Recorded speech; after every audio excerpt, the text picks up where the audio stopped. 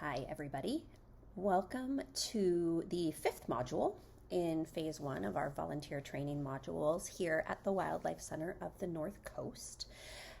This module is mostly about setting up cages and enclosures for patients, and then also touches a little bit on cleaning those enclosures after they have been used.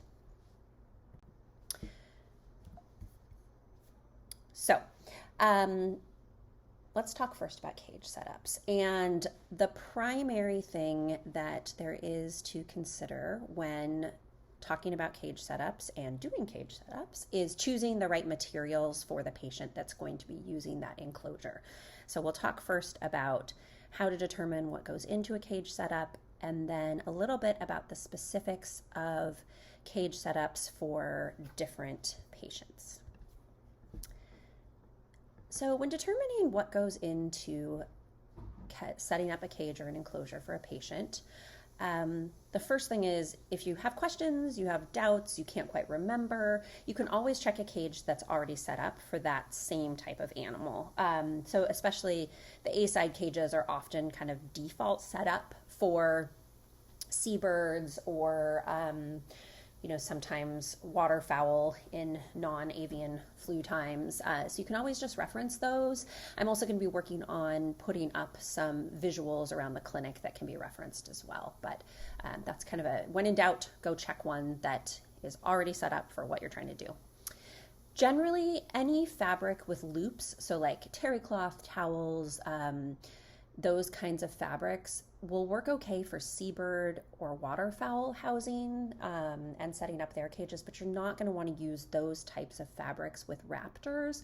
Those little loops in the fabric are places where the raptors can get their talons caught, and it creates any number of issues and can even result in like foot injuries and things that are really not ideal and potentially problematic. So when it comes to raptors, you want to use things like pillowcases, sheets that have a smooth surface to the fabric.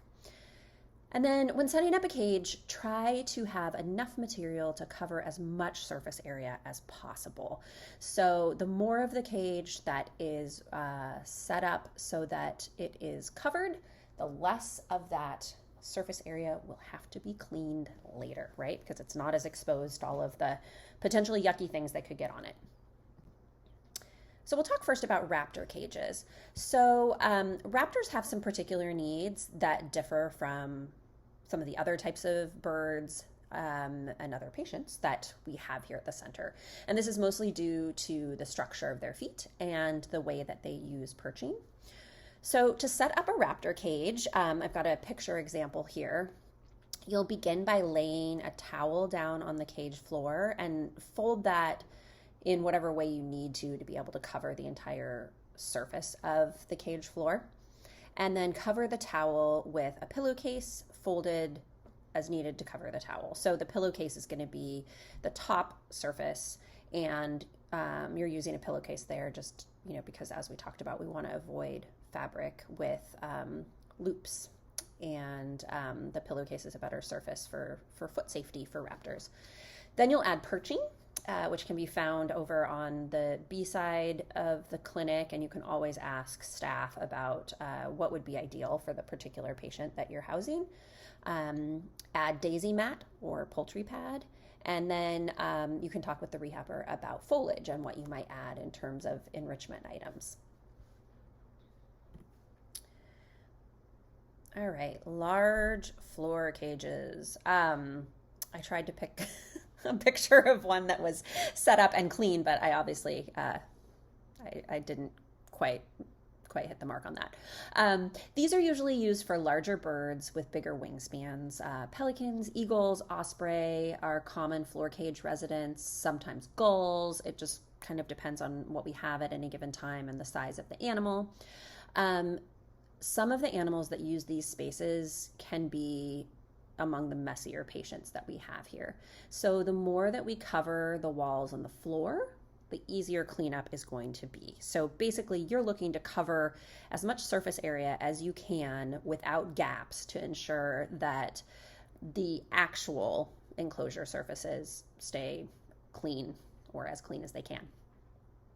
So to set up a floor cage, you'll begin by covering the walls with sheets hung with clips. The clips can usually be found in the bins against the wall in the main cage room or on the counters near the phone station. So there's those drawers sitting on the counters on the A side, and typically you'll find clips in there. Sometimes they're already in the enclosure, hanging from the hooks there, and if that's the case, you can just use what's already there.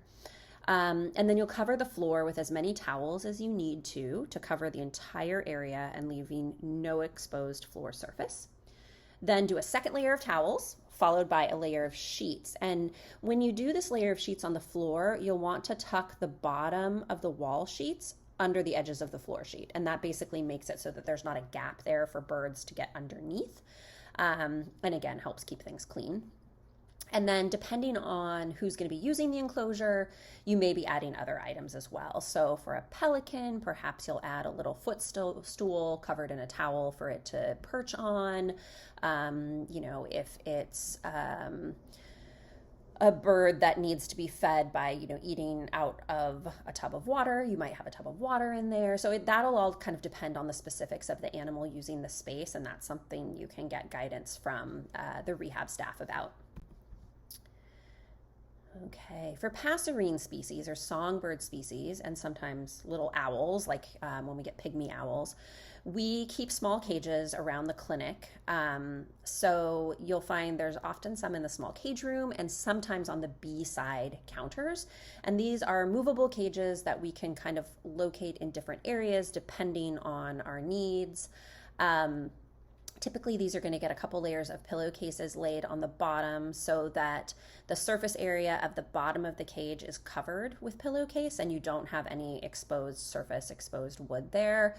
Passerine species, obviously things like pygmy owls, which are small, very sharp-footed creatures, those are going to do better with pillowcases. Perching surfaces and foliage are added, and you can gather this from outside the clinic depending on rehabber recommendation. So ask for specific needs. Some birds will want more branches and twigs. Others, it's going to be more like ferns and grasses. But we're just basically trying to make that space as comfortable for them as possible, potentially giving them areas where they can hide a little bit, areas where they can perch, and just, adding enrichment to keep it from being really sad and dull. You'll also want to find a small sheet or a larger folded up one that you can use to cover the cage once the animal's inside. So wherever we locate this cage, we will, just like with the cages on the A side or B side or in the small cage room, we'll want to keep the front of the cage covered so that the animal inside is not constantly exposed to our people faces, both for purposes of anxiety and also for purposes of habituation. All right, waterfowl. So this is actually one of the easier cage setups that we have. And it's fairly straightforward and pretty simple. Basically what you're going to do is find towels that are at least as large as the bottom of the cage. So these guys tend to be, pretty messy. And so the more that we can cover the bottom of the cage, the better off we are in terms of cleaning later. So you'll lay 2 to 3 layers of towels on the bottom of the cage and fold any extra fabric under so that the birds can't get feet in there or beaks or anything else. And then we'll typically add a daisy mat or poultry pad to the top. The cages all have the cage covers that are on there are color coded, so you'll see that when there's a cage cover on there, it should have like a little piece of zip tie that's colored, and those colors coordinate to the size of the cage. So you can find the poultry pad that matches that cage size fairly easily by looking for a poultry pad, daisy mat, whatever you want to call it, that has that same color zip tie attached to it. All right, seabirds. So this is similar to setting up for waterfowl, except that there are a couple of extra steps that will help protect the feet of the seabirds, which are a little more delicate, and also just not used to being on land for the most part, right? So these are animals that live in the water pretty much all the time. And so they're not used to supporting their body weight on their feet. And so it takes some extra planning to make sure that they have housing that minimizes the amount of pressure put on their feet, the amount of use that their feet are feeling. So first thing you're going to do is a couple of layers of towels. Typically it's going to be an A-side cage. So you'll do a couple of layers of towels on the bottom of the cage, folded under the way that you did with, say, like a waterfowl cage setup. And then your next step is going to be to find a haul out, which are the PVC pipe kind of square rectangle things with netting over the top. And you want one that has the little PVC feet attached underneath, because that's what gives a little bit of space between the bottom of the cage and where the bird is going to be resting. So you'll find a haul out that fits. And again, these are going to have a zip tie attached to them that has corresponds to the size of the cage. So if you want to, look for that as a way to help you estimate which size haul out to choose, you can do that, or you can, make your best visual guess. And then after you put the haul out in, what you'll do is roll up extra towels, kind of like you see in the picture to the right here, and use those to eliminate any space between the haul out and the sides of the cage. And so what that does is it makes it so that birds can't get themselves stuck between the haul out and the wall of the enclosure, or get feet down in there, prevents, fish from falling down in there. It's basically just a way to create like a safe space for the bird to rest, where we know they're not going to be able to get themselves off and into trouble.